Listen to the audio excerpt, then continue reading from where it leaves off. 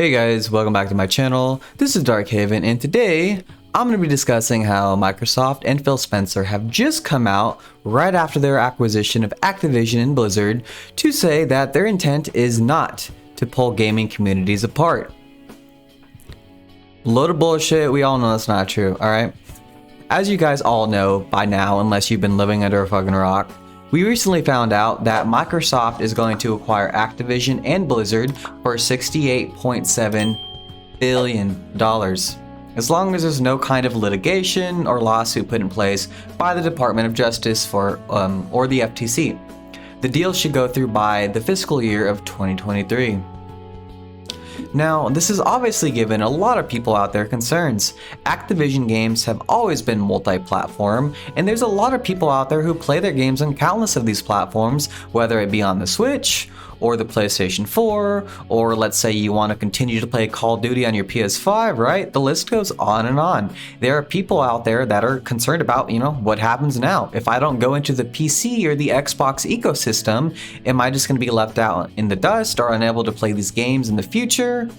Will I be forced to buy an Xbox or a PC in order to continue to play the games that I love? Phil Spencer has just, of course, started to make press rounds, understandably so, with one of the biggest acquisitions, if not the biggest one, in gaming history, right?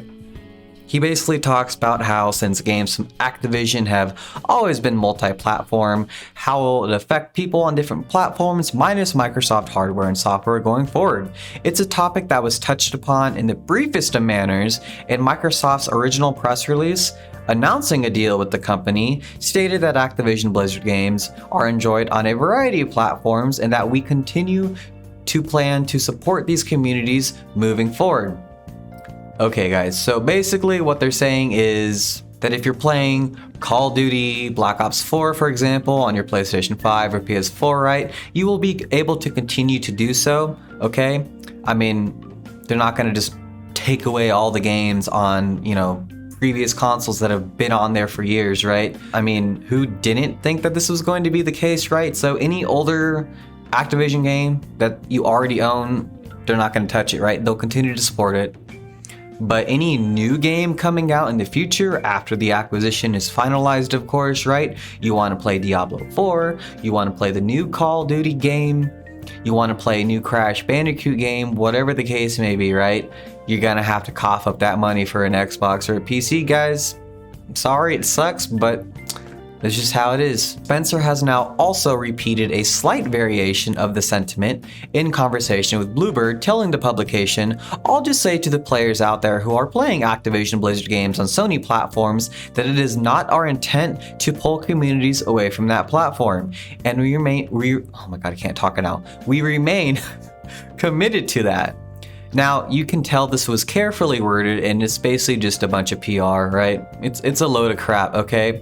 It's strongly implying that Microsoft is only willing to commit to continuing support for currently released multi-platform titles on non-Xbox platforms. Take Starfield and Bethesda, for example, right? They recently also bought Bethesda for $7.5 billion. Remember when we all thought that was a fucking huge purchase? It still is, but it's minuscule in comparison to the $68.7 billion that he just spent on Activision, right? They're already making Starfield Xbox exclusive, right? They've already announced that that game is only going to be on Xbox and PC platforms, right? It's not coming to PlayStation. And they paid $7.5 billion for Bethesda. So what the fuck do you guys think they're going to do after spending almost $70 billion on Activision and Blizzard? They're going to want a return on their money, right? No business is going to drop that kind of money on a business transaction like this, on a purchase like this, and then be like, no, fuck it. We don't want to receive a return on our investment. We don't want to make this huge purchase worth it. We'll just continue to let these games be on every other fucking platform, right?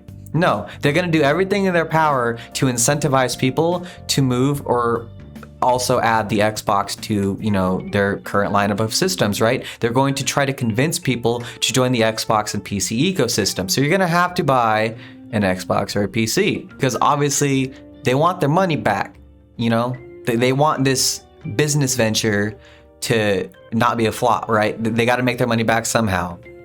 So if you guys really think that Activision games moving forward after this purchase is finalized, that they're just going to be on every platform and not just Xbox or PC exclusive, then you're dreaming.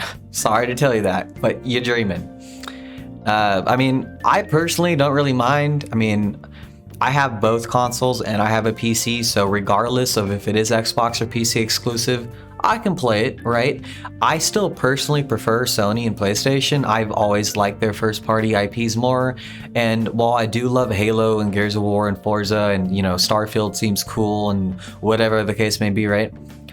You know, you just can't compare, at least in my opinion, to God of War Ragnarok, Spider-Man 2, Horizon Forbidden West, or any of the other games they have coming out, right? Sony exclusives are just more fun to me.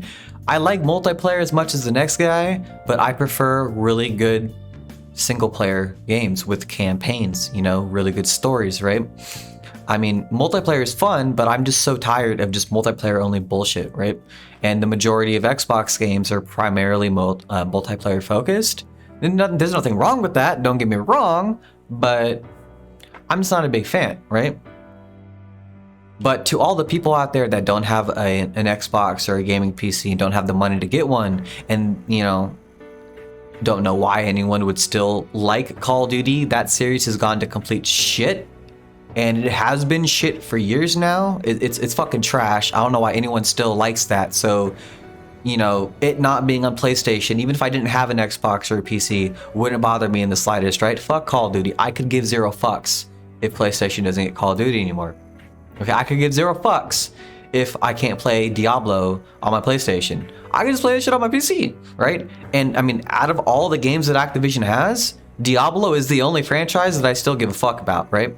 Every other franchise they own, I don't give a fuck about Overwatch 2. I don't give a fuck about Call of Duty, right? But I know that there's still plenty of people that do. So to all those people out there, I do feel for you. You know, I feel bad for you. I empathize, right? It sucks. But you're gonna have to cough up that money for an Xbox or a PlayStation, not a PlayStation, or a PC. But yeah, I mean, this is still crazy. I can't believe they actually spent almost $70 billion buying Activision, guys. Like, holy fuck. But anyways, that's it for today's video. Hope you guys enjoyed it. And as always, thanks for watching. I'll catch you guys next time on my next video. This is DarkHaven signing out. Have a good one. Peace.